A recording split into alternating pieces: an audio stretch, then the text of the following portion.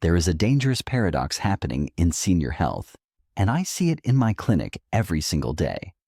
I see patients who are doing exactly what they've been told to do. They are faithful walkers, 30 minutes, 45 minutes, even an hour religiously.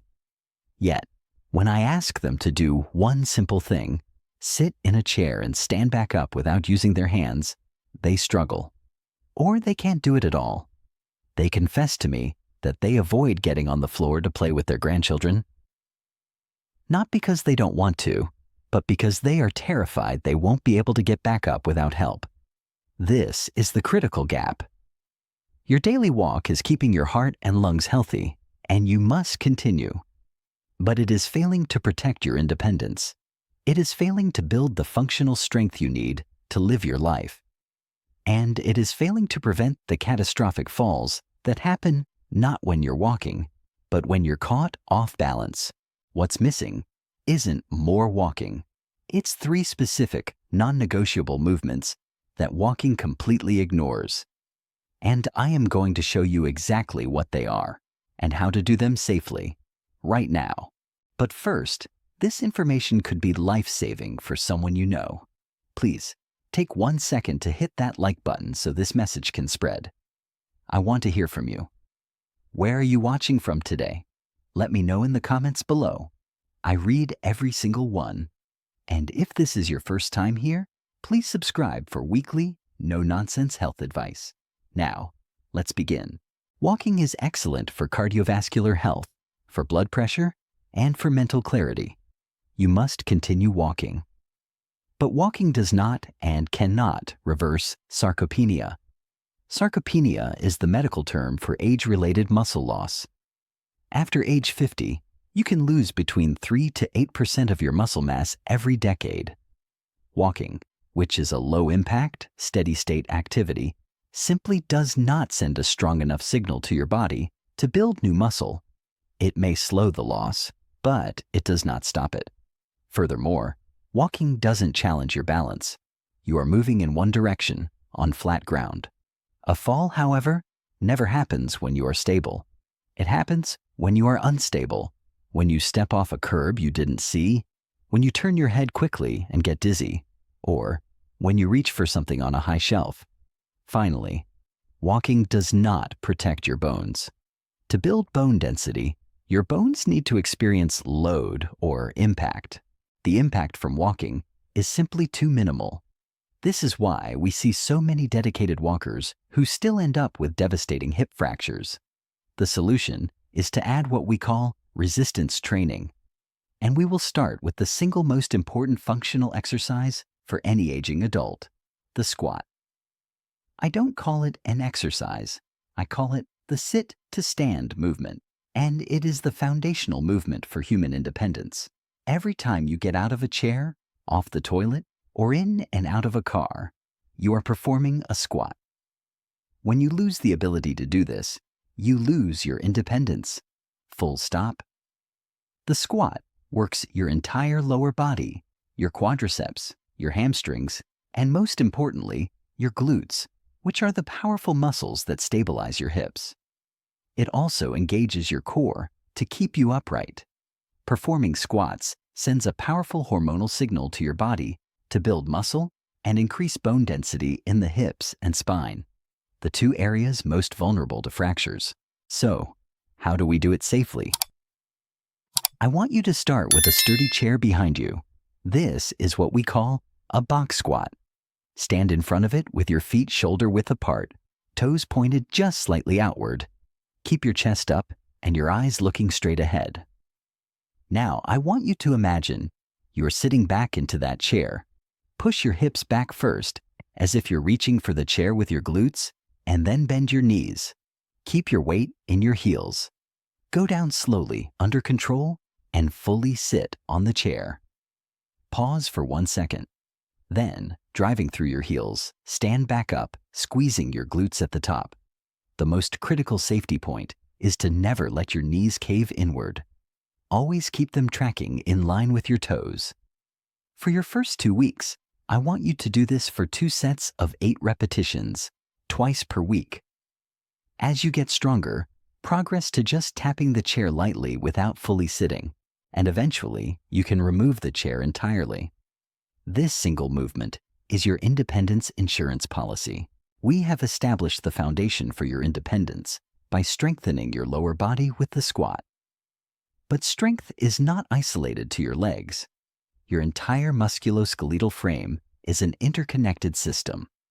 The next critical issue we must address is posture. As a physician, I can often tell how functional a patient is just by observing their posture as they walk into my room. We see a prevalence of what is called upper crossed syndrome, or kyphosis, that rounded, hunched forward posture with the head jutting forward. This is not a normal or inevitable part of aging. It is the direct result of decades of gravitational pull, combined with sitting, driving, and looking down. This posture creates a cascade of problems. It leads to chronic neck and shoulder pain. It compresses your chest cavity, making it difficult to take a deep breath, and it puts immense strain on your lower back. Walking does nothing to correct this. In fact, if your posture is already poor, walking can sometimes reinforce these bad patterns. We must actively reverse this rounding by strengthening the muscles that are designed to pull your shoulders back and hold your spine erect. These are the muscles of your upper back, your rhomboids, and your middle and lower trapezius. The single most effective and accessible way to do this is the resistance band row.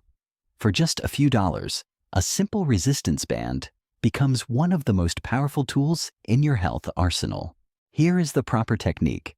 Secure the band around a sturdy anchor point at chest height, a doorknob, a heavy piece of furniture, or a railing. Make sure it is secure. Grab one end in each hand and step back until there is light tension in the band with your arms extended.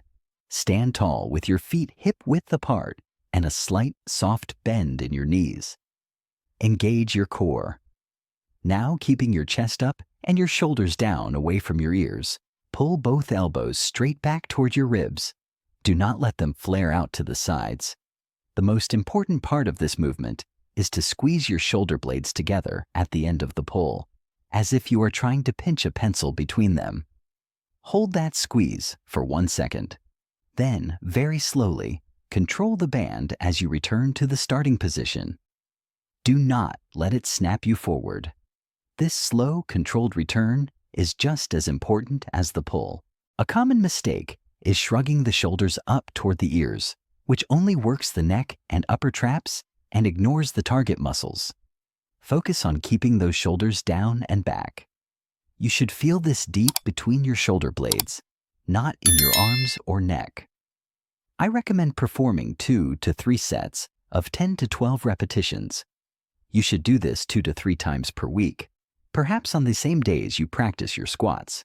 If you do not have a band, you can perform a similar movement by bending at your hips with a flat back and pulling 2 light weights, like milk jugs or small dumbbells, toward your hips. This movement doesn't just fix your posture, it makes you look taller. It reduces chronic back and neck pain, and by opening up your chest, it can even improve your breathing and digestion. It is your posture protector. We have now built our foundation with squats to maintain independence.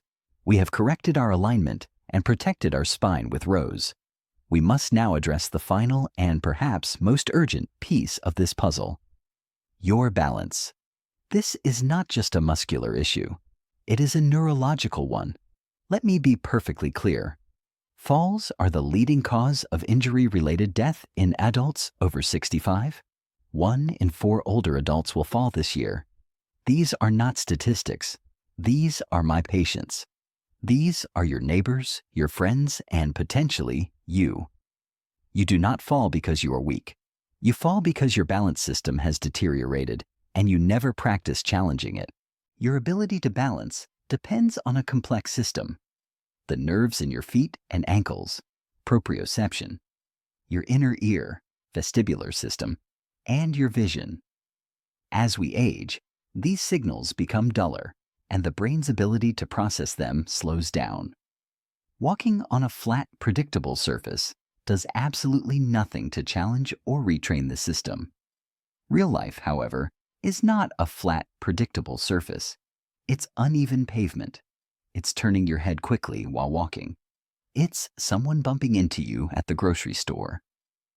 Research has drawn a terrifyingly clear line. The inability to stand on one leg for even 10 seconds is a powerful predictor of falls, fractures, and even overall mortality in the coming decade. So we must practice. The exercise is the single leg stand.